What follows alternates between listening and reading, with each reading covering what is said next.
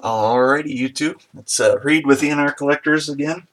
It's been a while since the last video, so I thought I would make one really quick. I don't have a whole lot this time around, but I got enough to do kind of a mini haul. Plus, I got one book, which I'm going to show last, that has a really cool story behind it. So, if you want to stick around for that, I think it's a pretty cool story. The book's nothing all that special itself. I got it more because of the story behind it, so I'll get to that here in a bit. So, yeah, just showing off some of the more interesting pickups I have had lately. Start off with my Star Wars action figure books. For you newcomers, I've been trying to collect all the Star Wars action figure variant covers. I got most of them, so that's Star Wars number 54, Squid Head, and then Star Wars 55, Klaatu. So, I don't know. My brother always likes to make fun of me for getting these really obscure character action figure variant covers, but when you're OCD like I am and you need to get everything, then you're going to have to get these. So, there's that. I am searching for older Art Germ books. So this is Birds of Prey number 8. So this is getting close to finishing up the various Art Germ Birds of Prey books. I've got a lot of them. I think I'm only missing one or two more. So there's that. Excited to get that. Another Art Germ. This is Weapons of Mutant Destruction number 1. This is the Unknown Comics variant done by Art Germ. It's a nice cover. I mean, Art Germ always does really good stuff. I just wasn't all that crazy about it at first, but then Unknown Comics has been doing this thing for like the last month where they count down their favorite exclusive covers, and one a day, and each day they would make that exclusive cover available for cover price. So I was able to get this for cover price, so $4 plus $3 for shipping. So that was a good price for it. So decided to pick that one up. And then got these ones from my LCS. So this is Amazing Spider-Man 500. It's a J. Scott Campbell cover. I'm not the biggest J. Scott Campbell fan, honestly, but there are books of his that I just really like, and this is one of them. So I like, you've got Spider-Man, Mary Jane, but then you've got all the rogues gallery behind them there. So it's really cool to see his take on all the different villains. So I was sure to pick that one up. So Spider-Man 500. So this one's kind of dumb, but I got it because it was cheap. This is Detective Comics 585. I have been playing on the Xbox the old Arkham Asylum game, Batman Arkham Asylum, and the Batman Arkham games are one of the reasons of why I got into comic books. So in the game, you go around and you solve, or you can solve riddles that the Riddler leaves behind.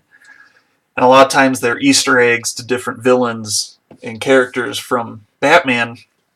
And so when you solve these riddles, you get kind of the story behind, the villains and whatever. And, they'll tell you the first appearance and everything like that. So it was a great way for me to learn all the different Batman characters. And that really kind of helped spark my interest in getting into comic books. So that was, several years ago. But one of the riddles is an Easter egg for the Ratcatcher, one of the more obscure Batman villains, and this is the first appearance of the Ratcatcher. So, he's got little Easter eggs in the Batman Arkham games. That's really about probably his only claim to fame, but, it's kind of fun. It was cheap, so why not? Okay, so now this is the one with the really cool story behind it. So this is Teen Titans number 12. So this is Silver Age Teen Titans. It's not in the best shape, but it's got a really cool story behind it. So this is a book that is part of something called the IRS Collection. So the IRS Collection is a collection that was accumulated by this guy who was an employee of the Colorado Department of Revenue. So not necessarily the IRS, but the Colorado IRS, pretty much. And he had infiltrated the computer system and started stealing income tax refunds for people who had died. So people die and they had paid too much taxes, they deserve a refund. So this guy was embezzling the checks due to tax refund checks due to dead people in Colorado. So it's kind of creepy in that sense, but he was keeping all these refund checks and using them to buy comic books. So let me see if I can... He had been a collector for over 20 years and thought he had finally found the perfect solution to achieve a simple goal. He wanted a copy of every comic ever published. Over 20 years and hundreds of thousands of dollars were spent building this massive collection. That's hundreds of thousands of stolen dollars. Approximately 25% of all Golden Age, 75% of all Silver Age, and 95% of all Modern Age comics are represented in the collection, as well as numerous prints, portfolios, graphic novels, pulps, rare fanzines, Mile High copies, which is it's a pedigree, and those are really high grade copies, and Sunday pages. So there are some 60,000 plus different comics in this IRS collection. So the story is, he was using these embezzled tax refund checks, and he even got to the point where he was trying to sign over these refund checks to, like the comic shop owners to buy his comic books. And so, this one comic store owner got suspicious, getting this tax refund check for this one random guy signed by this guy. And so he alerted the Department of Revenue, and they looked into it because they had known that someone was embezzling these checks. They just didn't know who, so then that helped them find this guy. And in order to repay all the money that he had stolen, the Colorado Department of Revenue auctioned off the entire collection, and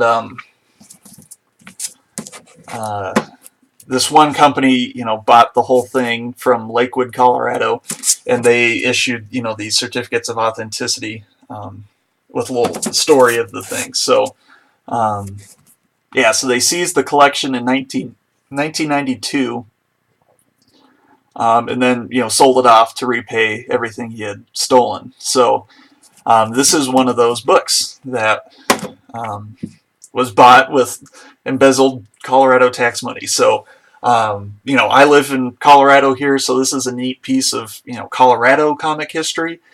And it's just, I thought it was more of a fun story. I mean, it's graded as a VG Fine Plus. So, and there's kind of there's a little tear in the cover there, but, it's not necessarily a key book per se, but it was just a really cool story. So I wanted to share that all with you. So if you see anything called the IRS Collection, then that's the story behind it. So anyway, that is all I have for right now. Not sure when the next video will be. We'll see. I've been fairly slow in picking stuff up. I'm still trying to save for a new car, so it's been trying to hold myself back on when it comes to comic books. But apart from my other weekly pickups, which don't really need to show on here, they're not that interesting, but this is interesting. So anyway, thank you guys for watching, and I will see you all later.